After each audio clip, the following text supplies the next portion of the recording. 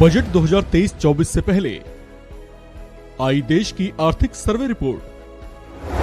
2023 में कैसा रहेगा देश का ग्रोथ रेट? आर्थिक सर्वे रिपोर्ट में क्या है बड़ी बातें?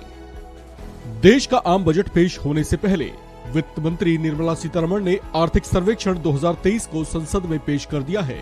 इस इकोनॉमिक सर्वे रिपोर्ट के आधार पर केंद्र सरकार ने यह अनुमान पेश किया कि वित्त वर्ष 2023-24 में भी भारत दुनिया में तेजी से बढ़ती अर्थव्यवस्था बना रहेगा। आर्थिक सर्वे रिपोर्ट में वित्त वर्ष 2023 में विकास दर 6.5%, जबकि वित्त वर्ष 2024 में इसके 6.8% तक रहने का अनुमान जताया गया है।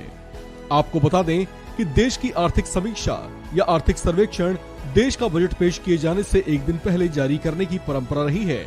ये पूरे वित्त वर्ष का वित्तीय ब्यौरा होता है, जो बजट घोषणाओं से अलग ज्यादा वास्तविक आंकड़ों को बयां करता है। आर्थिक सलाहकार वी अनंत नागेश्वरम की निगरानी में तैयार हुए इस आर्थिक सर्वेक्षण रिपोर्ट में बताया गया है कि भारत दुनिया में सबसे तेजी से विकसित हो रही बड़ी अर्थव्यवस्था बना रहेगा।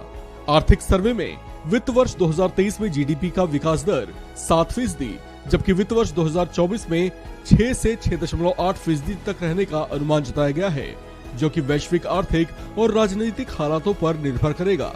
जबकि पिछले वित्त वर्ष में देश की अर्थव्यवस्था 8.7% की दर से विकसित हुई थी।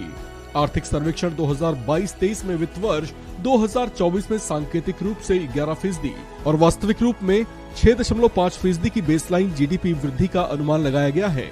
इस आर्थिक सर्वेक्षण रिपोर्ट में कहा गया है कि कोरोना काल के बाद देश ने आर्थिक तौर पर आनुपातिक ढंग से तेजी से रिकवर किया और आने वाले सालों में भी ग्रोथ रेट मजबूत रहने का अनुमान है, जबकि घरेलू मांग और कैपिटल इन्वेस्टमेंट के दम पर भी इसके अच्छा बने रहने का अनुमान है। पीपीपी यानी परचेजिंग पावर पैरिटी, जिसे हिंदी में क्रय शक्ति समानता कहा जाता है, उस संबंध में आर्थिक सर्वेक्षण रिपोर्ट में बताया गया है। जीडीपी के प्रतिशत के तौर पर निजी खपत वित्त वर्ष 2023 की दूसरी तिमाही में 58.5% रही, जो कि साल 2013-14 के बाद दूसरी तिमाही में सबसे ज्यादा है। निजी खपत, बेहतर कॉर्पोरेट बैलेंस शीट, छोटे कारोबार में बढ़ोतरी और शहरों की ओर प्रवासी कामगारों के लौटने की वजह से ये आर्थिक विकास संभव हुआ है। महामारी और यूरोप में हो रहे संघर्ष की वजह से अर्थव्यवस्था ने जो खोया था उसे लगभग फिर से हासिल कर लिया है।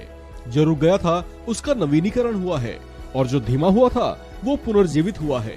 आर्थिक सर्वेक्षण रिपोर्ट में विदेशी मुद्रा भंडार को लेकर अनुमान जताया गया है कि अगर वित्त वर्ष 2023 में पर्याप्त विदेशी मुद्रा भंडार, लेकिन यदि चालू खाते का घाटा बढ़ता है तो रुपए पर दबाव बढ़ सकता है। वित्त वर्ष 2023 में भारत के पास भारतीय रुपए की सुरक्षा के लिए पर्याप्त विदेशी मुद्रा भंडार है। वित्त वर्ष 2022 में निर्यात में बढ़ोतरी ने वित्त वर्ष 2023 की पहली छमाही में उत्पादन प्रक्रिया को धीमी गति से क्रूज मोड में डाल दिया।